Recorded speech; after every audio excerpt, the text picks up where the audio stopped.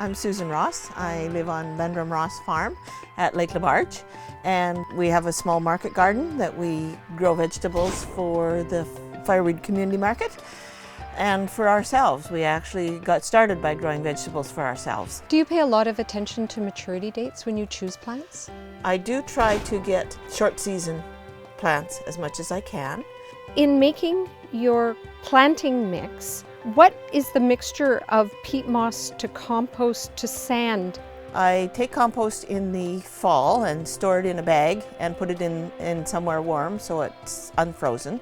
Then I mix my own potting soil in the spring, which is 6 parts peat moss to 4 parts compost to 1 part sand. When do you start planting seeds? I usually start in late February, early March. And I continue planting all through March, all through April, and I'm still planting certain seeds. So this is my seeding table. It's an 8x4 piece of plywood on legs, and I start all my seeds here before I move them out to the greenhouse.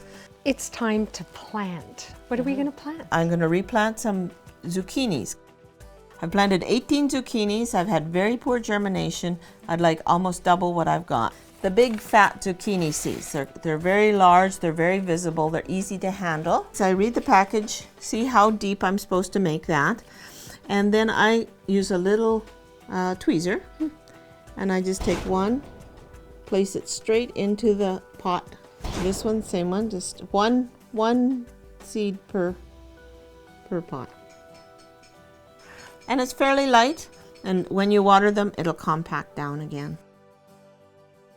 The seed package will tell you a certain percentage of germination rate on it. Germination standard 60%. Yeah. And usual seed life 3 years. Well, that's helpful. I don't see that on all seed packages. Yeah, that is helpful. If I want 10 plants, I have to plant more than 10 seeds because I know a certain amount won't germinate.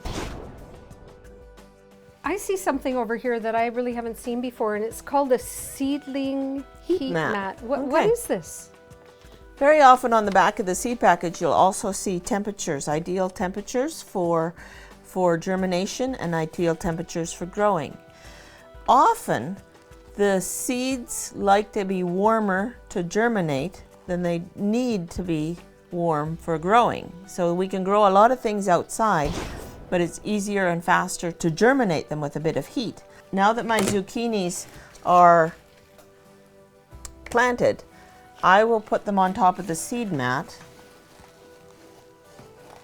to get them to germinate a little bit more evenly.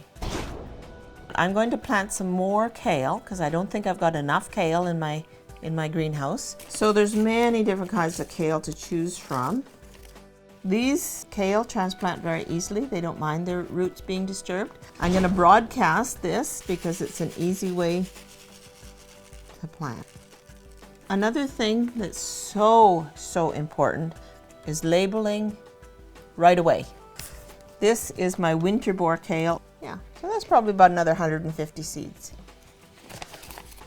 And they won't all grow, but if I get another 50 to 60 kales in there, I'll be very happy. So then I just do a light dusting of dirt over everything. Maybe 1/4 of an inch, 1/8 of an inch to 1/4 of an inch. Now I'm going to move it on to my heat mat now. You want a very delicate little spray on them at this point.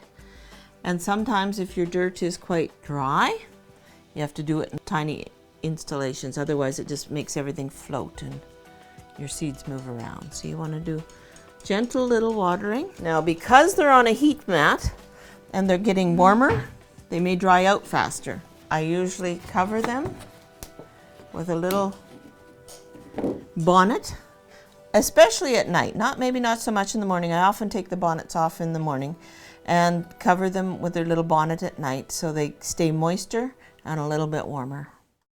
Now that's a winter boar kale. That's a green curly kale, and the one next to it is a Russian kale, and you can taste it too, and it's a little more spicy.